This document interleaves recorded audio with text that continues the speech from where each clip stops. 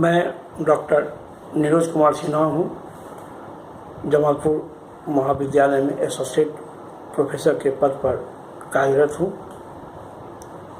आज मैं BCom part 2 honours paper 3 business law का वर्ग ले रहा हूँ। प्रिय छात्रों, कल हमने आपको पंचायत अधिनियम 1940 के तहत पंच निर्णय क्या है, विशेषताएं, ये सब पढ़ाए थे। आज मैं पंच, आर्बिट्रेटर, पंच की नियुक्ति और उसके अधिकार पढ़ाऊंगा।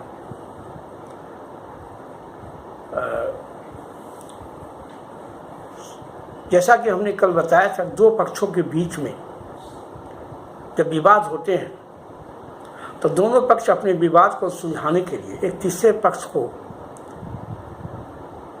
नियुक्त करते हैं कि आप हमारे विवाद को सुलझा दें। ऐसा नियुक्त किया व्यक्ति ही आर्बिट्रेटर, पंच कहलाता है। इसे हम इस प्रकार भी कह सकते हैं, किसी विवाद से पक्षकार अपनी पारस्परिक सम्मति, म्यूचुअल कंसेंट से अपने विवाद को सुलझाने हेतु जिस व्यक्ति का चुनाव करते हैं उसे ही पंच कहते हैं। वास्तव में ये पक्षकार अपनी इच्छानुसार किसी भी व्यक्ति या व्यक्तियों के समूह का चुनाव कर सकते हैं, चाहे वो अयोग्य या पागल या अव्यवस्थित क्यों न हो, परंतु बाद में वे उसे अयोग्यता के आधार पर हटा नहीं सकते, क्योंकि पंचायत ठहराव विश्वास एवं भरोसे के आधार पर होता है।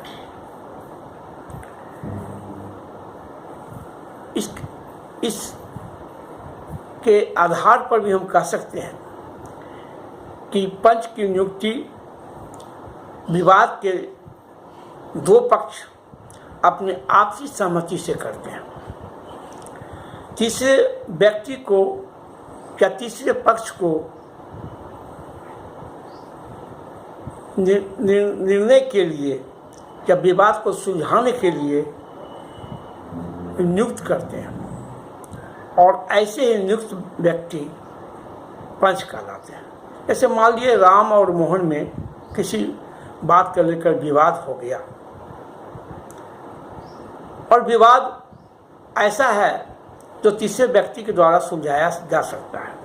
दोनों मिलके समाज के तीसरे व्यक्ति के पास अब कहे कि भाई हम दोनों में कुछ विवाद है, आप इसको सुलझा दें। ये दोनों व्यक्ति मिलके तीसरे व्यक्ति श्याम को नियुक्त कर लिए, तो ये श्याम यहाँ पर पंच कहलाएंगे, आर्बिट्रेटर कहलाएंगे। और राम और श्याम आप कह सकते हैं कि ये पंचायत के पक्षकार होंगे। ये पंच कोई भी हो सकते हैं, चाहे वो अव्यस्त क्यों ही न हो, चाहे वो अयोग्य ही क्यों न हो, या पागल ही क्यों न हो। बाद में ये पक्षकार उसकी अयोग्यता के आधार पर हटा नहीं सकते। अब पंच या मध्यस्थों की नियुक्ति, अपॉइंटमेंट ऑफ आर्बिट्रेटर और अंपायर। पंचों या मध्यस्थों की नियुक्ति निम्न ढंग से हो सकती है। नंबर 1, तृतीय पक्षकार द्वारा, बाय थर्ड पार्टी। भारतीय पंचायत अधिनियम 1940 की धारा 4 के अनुसार किसी पंचायत ठहराव के पक्षकार आपस में इस बात पर सहमत हो सकते हैं कि पंच की नियुक्ति किसी तीसरे पक्षकार द्वारा होगी, तथा ठहराव में तीसरे पक्षकार का नाम या पद, नेम और ऑफिस सीट भी लिख दिया जाता है, जैसे राजस्थान चैम्बर ऑफ कॉमर्स। कभी कभी इस अधिनियम के तहत कभी कभी पंच की नियुक्ति तीसरे पक्षकार के द्वारा, ए और बी में विवाद है, सी किसी व्यक्ति को पंच नियुक्त कर सकता है। और जब ये सी जो तीसरा पक्षकार है किसी पंच को नियुक्त करते हैं तो इसको कहते हैं पंच की नियुक्ति तीसरे पक्षकार यानी सी के द्वारा हुई। दूसरा, पक्षकारों द्वारा बाय पार्टीज। जब पंचायत ठहराव अनुसार प्रत्येक पक्षकार को एक पंच को नियुक्त करने का अधिकार हो तो ठहराव में विपरीत अभिप्राय के अभाव में निम्न नियम लागू होंगे। नंबर 1, यदि नियुक्त किए गए पंचों में कोई पंच कार्य करने में उपेक्षा या इनकार करता है या अयोग्य है या मर जाता है तो उसको नियुक्त करने वाला पक्षकार उसके स्थान पर नया पंच नियुक्त कर सकता है। जैसा कि इस अधिनियम के अनुसार कहा गया है कि किसी व्यक्ति को एक पंच नियुक्त किया गया और वह काम वह मर जाता है या काम पंचायत का अपेक्षा करता है या पंचायत करने से इनकार करता है तो जो पक्ष उस पंच को बहाल किया था वह नया पंच नियुक्त कर सकता है। जैसे ए ने मोहन को पंच नियुक्त किया था परंतु मोहन काम में लापरवाही करता है, पंचायत नहीं करना चाहता है, तो ऐसी स्थिति में ए मोहन को हटाकर किसी दूसरे व्यक्ति को पंच नियुक्त कर सकता है। दूसरा, यदि एक पक्षकार दूसरे पक्षकार को लिखित सूचना देने के 15 दिन के पश्चात भी मूल रूप अथवा ऊपर वर्णित रिक्त स्थान पर पंच की नियुक्ति नहीं करता है तो दूसरा पक्षकार अपने द्वारा नियुक्त पंच जिसकी नियुक्ति सूचना देने के पूर्व हो गई हो कि को एकल पंच के रूप में नियुक्त करने का अधिकारी होगा तथा इस पंच के निर्णय से दोनों पक्षकार बाध्य होंगे।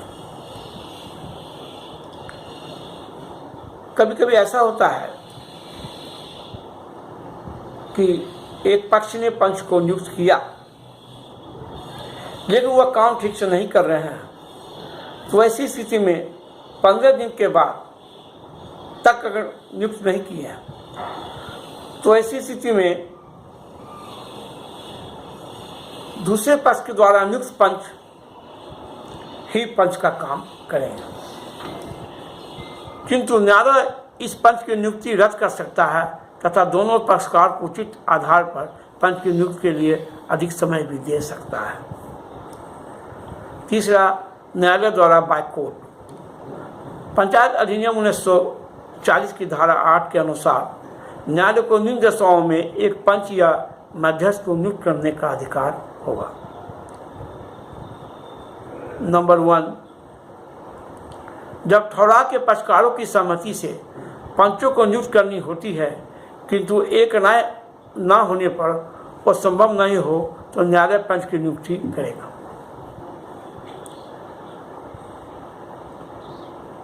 जब विवाद के दोनों पक्ष के द्वारा पंच की नियुक्ति नहीं हो पाता है या दोनों किसी एक व्यक्ति को पंच बनाने पर सहमति नहीं बनती है तो ऐसी स्थिति में न्यायालय पंच का नियुक्ति कर सकता है। दूसरा, जब ठहराव के पक्षकारों अथवा पंचों को मध्यस्थ की नियुक्ति करनी हो परंतु वे ऐसा न करते हो तो न्यायालय इसकी नियुक्ति करेगा।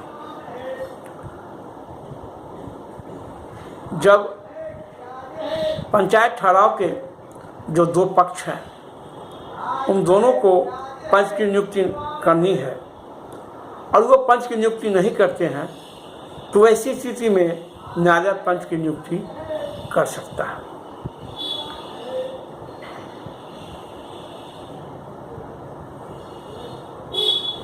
तीसरा, जब नियुक्त किया गया पंच उपेक्षा करे या कार्य करने से इनकार करे या अयोग्य हो या मर जाए या पक्षकार रिक्त स्थान की पूर्ति न करे।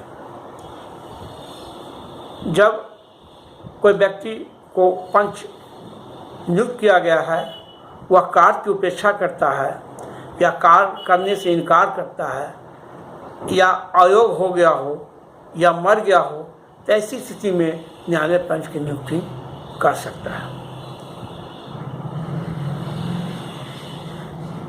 इस प्रकार पंच की नियुक्ति 3 तरह से किए जाते हैं।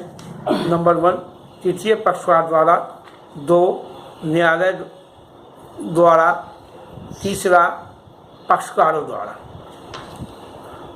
अब हम बताएंगे पंचों के अधिकार, पावर्स और राइट ऑफ आर्बिट्रेटर और अंपायर। आयकर अधिनियम 1940 की धारा 13 के अनुसार यदि ठहराव में कोई विपरीत अभिप्राय प्रकट नहीं किया गया हो तो पंच या मध्यस्थ के निम्न अधिकार होंगे। नंबर 1 पक्षकारों और गवाहों को शपथ दिलाना। जैसा आप देखते भी होंगे कि न्यायालय में भी गवाह को पहले शपथ दिलाए जाते हैं, उसी तरह पंच को भी यह अधिकार है कि गवाहों से पहले वह शपथ दिलाएंगे, यानी गवाहों से को शपथ दिलाने का अधिकार पंच को होता है। जिस तरह से न्यायालय में उनके न्यायाधीश को होते हैं, उसी तरह से पंच को भी शपथ दिलाने का अधिकार होता है। दूसरा, कानून संबंधी या निर्णय के प्रश्नों को न्यायालय के सम्मुख राय के लिए पेश करना। पंच को यह भी अधिकार है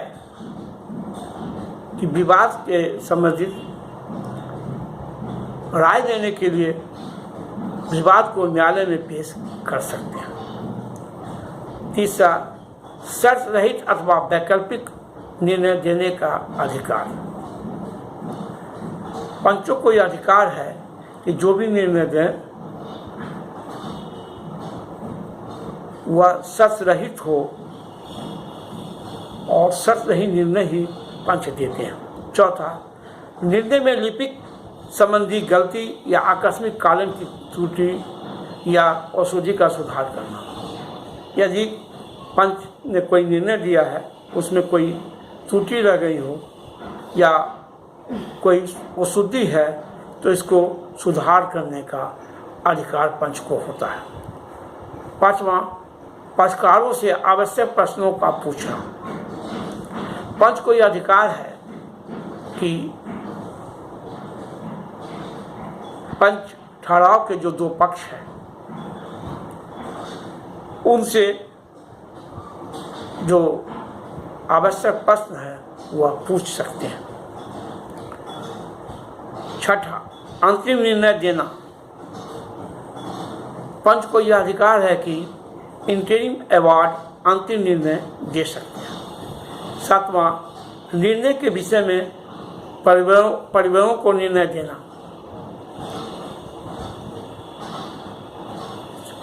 8वां, वैधानिक सलाह हेतु वकील की नियुक्ति का अधिकार। पंच को यह अधिकार है कि लीगल एडवाइस के लिए वह वकील को नियुक्त कर सकता है। इस प्रकार से एक पंच के मूल रूप से 8 अधिकार हुए जो आयकर अधिनियम की धारा 13 में वर्णित है, और वकील के नियुक्त करने का अधिकार धारा 27(1) के अंतर्गत वर्णित है। धन्यवाद।